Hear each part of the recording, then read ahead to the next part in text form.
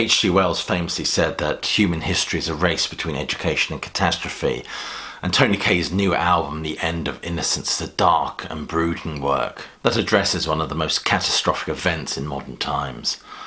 But is it any good? Let's find out, shall we?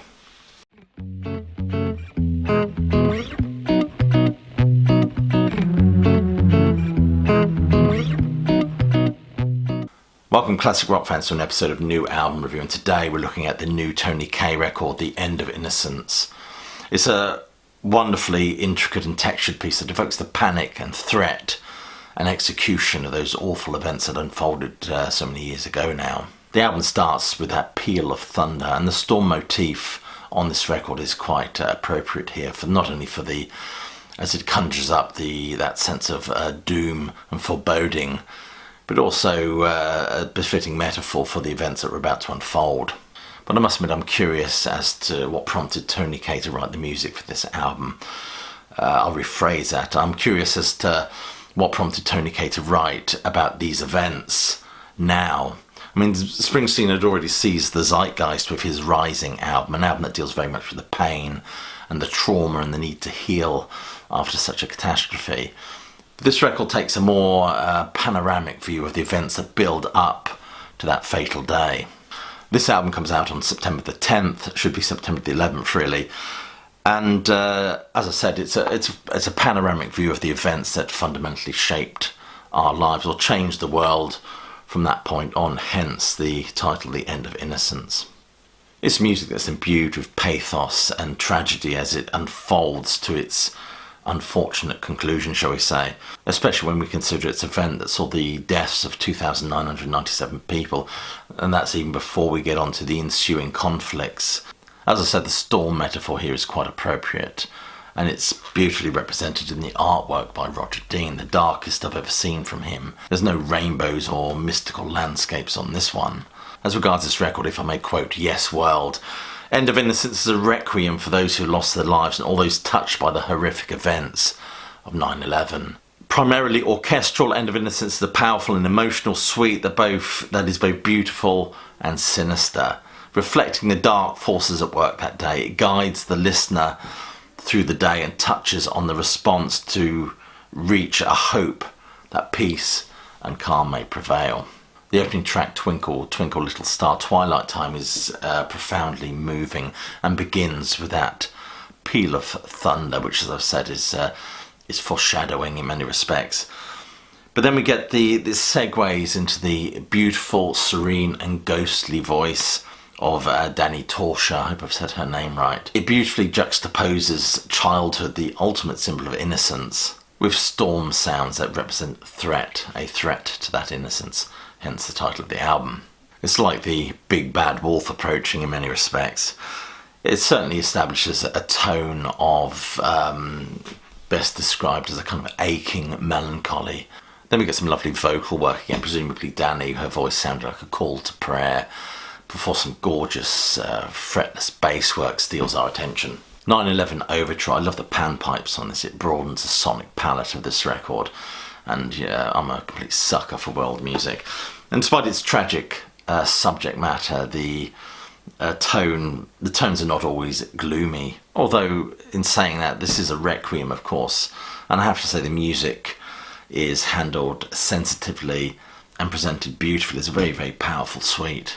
NYC Blues is one of my favourites on this album. It begins with that slow pulsating throb that feels like a city awakening. That's before we get those wonderful Gershwin-like flourishes. This is New York City after all, New York City blues instead of Rhapsody of Blue.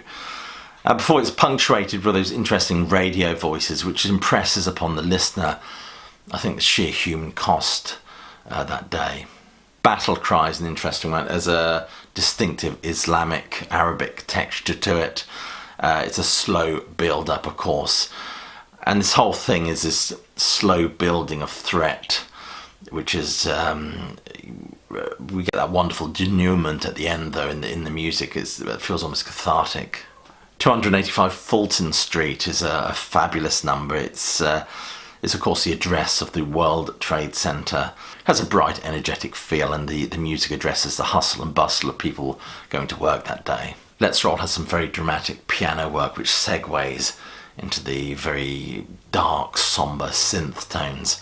That's before we get Tug of War. Now, Tug of War has a swelling build-up that focuses particularly on the political landscape, the unfolding and subsequent rumblings of the imminent terrorist threat. And that's, of course, where we get the very heart-rendering Flight 11. Flight 11 has some ominous keyboard work overlaid with some distinctive Middle Eastern flavours, shall we say, especially the voices used. There's a real sense of drama in this one, a real sense of drama unfolding. The urgency is, of course, accentuated by the use of real calls and real voices on here. It becomes profoundly moving. It gives the whole thing a very tragic and human context as we're listening to voices of people who are about to lose their lives. Towers Fall, it's melee of keyboard parts and pieces that are supposed to induce a sense of disorientation, which is the whole point here.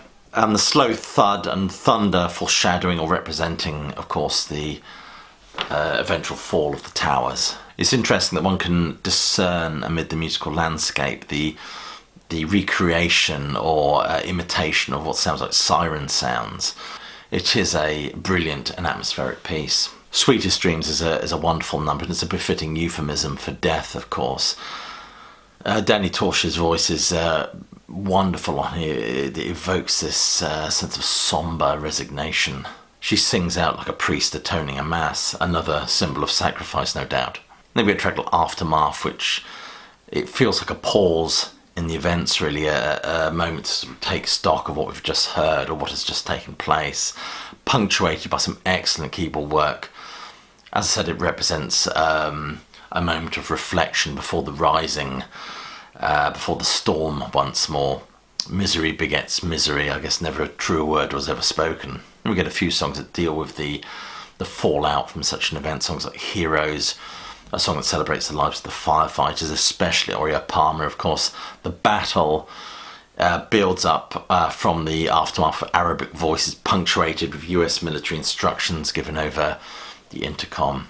And Hope and Triumph and Homecoming deals with the events, of course, as I've said, that result from this terrible catastrophe. And the track Ground Zero is cathartic and very much deals with that sense of remembrance, emphasising, I think, a point made by Catherine the Great, that a brave soul can mend disaster. Mend is perhaps not an appropriate verb here. To soothe would be better. I'm not sure we can ever really mend from such a cataclysmic event. What we do is we tend to incorporate that very idiom into the suffering of what is now the modern world, as we rise phoenix-like from the ashes of this tragedy. But it's certainly an event that saw a fundamental shift, I think, which is why the album is called The End of Something, The End of Innocence. It's a thoroughly intriguing album, and I really recommend that you give it a listen. It's out on September the 10th. I will put the purchasing links down below. If you haven't switched off already, I urge you to take a moment to please click like, subscribe and check that bell so you get notified of future uploads. And do take the time to check out some of the links below this video for the ways you can support the work done here at Classic Album Review. Anyway, thank you so much. You've been watching an episode of New Album Review. I hope you're all well and staying safe, but more importantly that you keep listening.